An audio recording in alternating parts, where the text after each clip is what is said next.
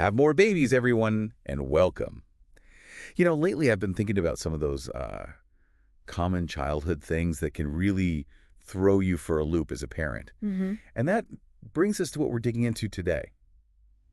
A skin condition Mm. causes an unbelievable amount of itching. Right. We're going to unpack the essentials, drawing on some info from Omega Pediatrics in Roswell and Alpharetta, Georgia that you shared. Yeah, good resource there. Our mission, basically to get you up to speed without feeling like you need a medical degree. Exactly. We're talking about scabies. So at its core, it's a skin infestation Hmm. caused by a tiny critter called Sarcoptes scabies. Okay, Sarcoptes scabies. It sounds technical. It is, but the mite itself, Yeah.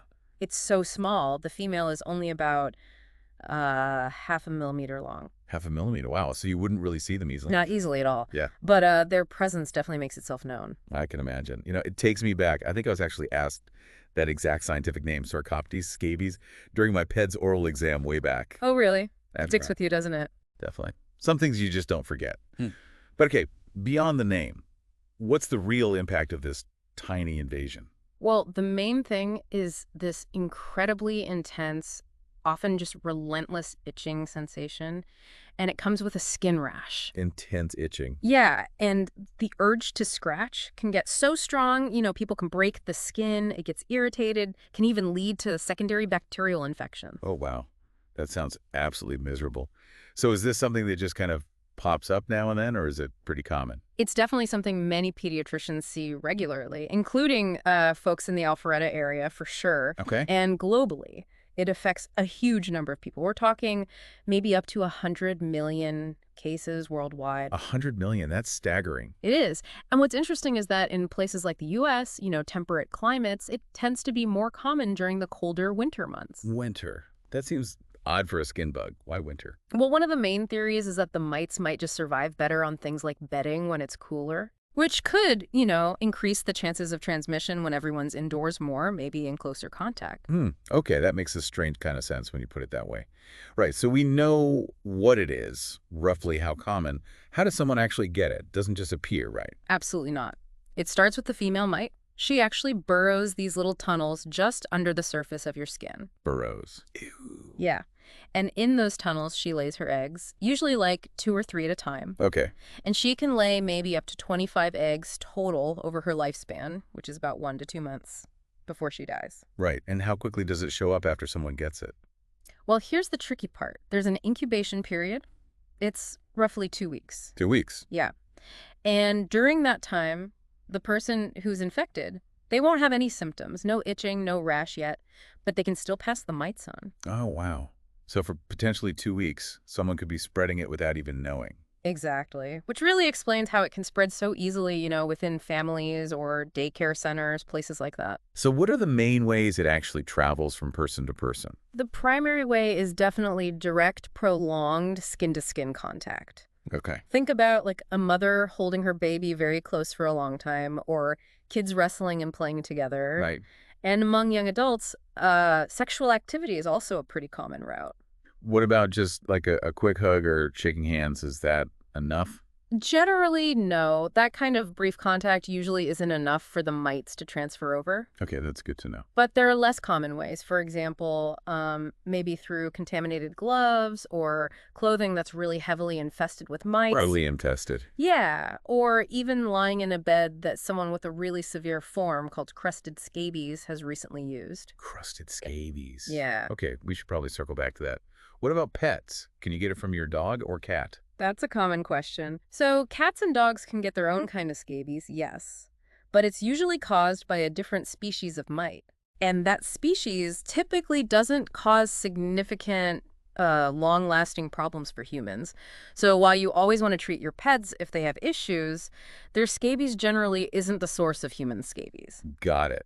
Okay, so the female mite lays eggs. There's that sneaky incubation time. What happens in the body once someone is infested and maybe past that period? Well, the life cycle is actually pretty quick. After the eggs hatch, which takes a few days, the larvae mature into adult mites within about 4 days or so. That fast. Yeah, these new adults then kind of migrate to the skin surface to mate, and then the female finds a spot to start burrowing and laying her own eggs, starting the whole cycle over again. Wow, quite an efficient, unwelcome little system they've got going on. You could say that. So what are the absolute key things someone might notice? Like, what makes you think, maybe this is scabies? What does it look and feel like? The number one symptom, the most striking thing, is intense itching, and I mean intense. Often the itch feels way out of proportion to what the rash initially looks like. Itchier than it looks. Exactly. Of course, all that scratching eventually makes the rash worse, more visible, leads to irritation. Right. And where on the body does this crazy itchiness and the rash tend to show up? Are there typical spots? Yes, definitely some classic areas. Think about the armpits, the insides of your wrists, your elbows, Okay. the skin around the nipples, particularly in women, the belly button area, the groin, genitals, Oh. also thighs, the lower part of the buttocks. Lots of places. Oh, yeah. The instep of the foot, and especially those little web spaces between your fingers and toes. That's a very common spot. Between the fingers and toes. Yeah. Okay.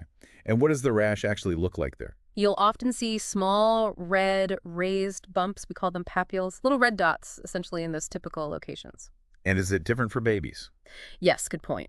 In younger babies and infants, the rash tends to be more spread out, more generalized, often with more redness and maybe some scaling, too. Okay. And interestingly, in older kids and adults, the face and the scalp are usually spared. They're typically not affected. Huh. So why all the itching and the rash? Is it actually the mites crawling around that you feel? Not exactly. It's more about your body's reaction to the mites. It's an immune response. An allergic reaction, sort of. Pretty much, yeah. It's what doctors call a type 4 hypersensitivity reaction. Basically, your immune system kind of overreacts, usually a couple of weeks after you're first exposed, to the mites themselves and also their byproducts like feces and secretions. Okay. So it's the body fighting back, but maybe a bit too enthusiastically? That's a good way to put it. That overreaction is what causes that intense itch and the visible rash. Okay, so that's the typical picture. Yeah. Are there any other ways scabies might show up that are less common, maybe harder to recognize? Yes, there are. Sometimes people might develop just generalized itchy welts all over, almost like hives. That's called urticaria. Okay. And then there's that more severe form we mentioned briefly, Norwegian scabies, which is also called crusted scabies. Crusted scabies. Yeah, that Yeah. sounds quite different. What's that about? It is different. It usually happens in people who have weakened immune systems, maybe because of certain medical conditions or medications they're taking. Right. And in crusted scabies, instead of maybe a dozen or so mites, like in typical cases, there can be literally millions of mites living on the skin. Millions. Oh, my goodness. Yeah, it leads to thick crusts on the skin. And because the skin barrier is so compromised, there's a much higher risk of getting serious secondary bacterial infections, like staph or strep. That sounds really, really serious. Okay, so with all these possibilities, how do doctors actually figure out if it is scabies and not, eczema or something else itchy? Well, for healthcare providers who see it often, the pattern where the rash is located combined with that history of intense itching, especially if other family members are itchy, that's often enough to make a clinical diagnosis. Just based on the story and the look. Often, yes. Yeah. You might hope to see the little burrows the mites make, or even the mites themselves, but honestly, they can be really hard to spot just by looking. So if the diagnosis isn't quite clear, or if maybe treatment isn't working, they might do a skin scraping. A scraping, what does that involve? They gently scrape the surface of one of the bumps or burrows with a small blade, collect the sample, and look at it under a microscope. What are they looking for? They're looking for the mites themselves, or the larvae, the eggs, or even mite feces, which look like little brown pellets. Okay. In some tricky cases, especially if there are these persistent bumps called nodules, a skin biopsy might be needed. And there are other tools, too, like using special adhesive tape to try and pick up mites, or examining the skin with a dermoscope, which is like a powerful magnifying glass with a light.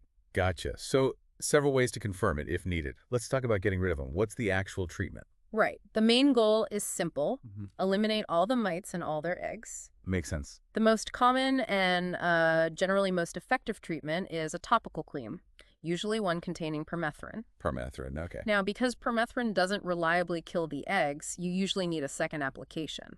Ah, Right, you mentioned that before. Yeah, typically about 1 week after the first treatment. That catches any mites that hatch from eggs that survived the first round. And how do you use the cream?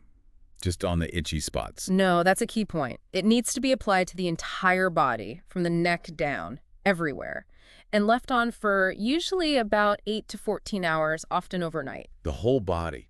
That's pretty thorough. It's essential for it to work properly. And here's another critical piece.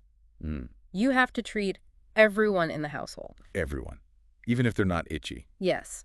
And any other close contacts, like maybe a grandparent who provides childcare or a partner, treat them all at the same time, whether they have symptoms or not. Why is that so important? Because of that incubation period we talked about. Someone could be infested but not showing symptoms yet, and if they aren't treated, they can just reinfest the person who was treated. It breaks the cycle. Okay. That makes perfect sense. Treat everyone to stop it from just going around and around. Exactly. What about, like, bedding and clothes and stuff? Do mites live on those? They can for a limited time. So the recommendation is that all bed linens, towels, and any clothing worn in the, say, 2 days before starting treatment should be washed. How? Hot water wash cycle, and then dried in a machine dryer on a high heat setting. The heat kills the mites and eggs. Okay. What about things you can't wash? Like stuffed animals or certain coats? Good question. For items that can't be laundered easily, the advice is to seal them up tightly in a plastic bag. And just leave them. Yeah, leave them sealed for at least 7 days. Mites can't survive off a human host for that long, so that should be enough to kill any that might be on those items. 7 days in a bag. Yeah. Okay, got it. Now, you mentioned the info from Omega Pediatrics. It talks about antibiotics sometimes. When would antibiotics be needed for mites? Yeah, that's an important clarification. Antibiotics do not treat scabies itself. The mites aren't bacteria. Right. Antibiotics only come into play in those less common situations where the scabies rash, usually from all the scratching, gets a secondary bacterial infection. Like the staph or strep you mentioned. Exactly. If those bacteria infect the broken skin, then you'd need antibiotics to treat that bacterial infection, but it's separate from treating the actual scabies mites. Okay, that distinction is really important. So the cream treats the mites. Antibiotics treat any bacterial infection that might happen on top of it. Precisely. This has been incredibly helpful, really breaking down what scabies is all about. And it's good to know about resources like Omega Pediatrics. They're in Roswell and Alpharetta, especially hearing about their accessibility, those extended weekday hours up till 9 p.m., walk-ins, telemedicine for their patients.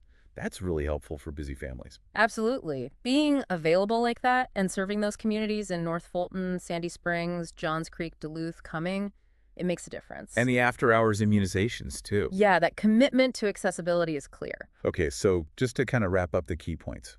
Scabies, skin infestation, tiny mites, causes crazy itching and a rash. Right. Spreads through close skin-to-skin contact, can be sneakily contagious before symptoms show up. Maybe more common in colder months. Yep, that covers the basics. And importantly, it is treatable. Topical cream, treating contacts, doing the laundry drill. Definitely treatable. And most people recover fully without long-term issues. Excellent. And for anyone wanting more detailed information, especially related to children's health concerns like this, We strongly encourage you to check out their website. It's omegapediatrics.com. Lots of good resources there. yes, definitely. If you have any concerns at all about your child's health, scabies, or anything else, please don't hesitate. Visit omegapediatrics.com. Good advice. And hey, if you found this conversation helpful today, please do give this video a like, subscribe to the channel for more insights like this. Helps others find it too. Exactly. And share it with anyone you think might benefit. Understanding these common health things in our community really does help protect everyone. It makes you think about how interconnected we all are, doesn't it? It really does. Community health starts with individual understanding and action. Well said. Thanks so much for breaking all that down today. My pleasure. Thanks for having me. Thanks, everyone, for listening.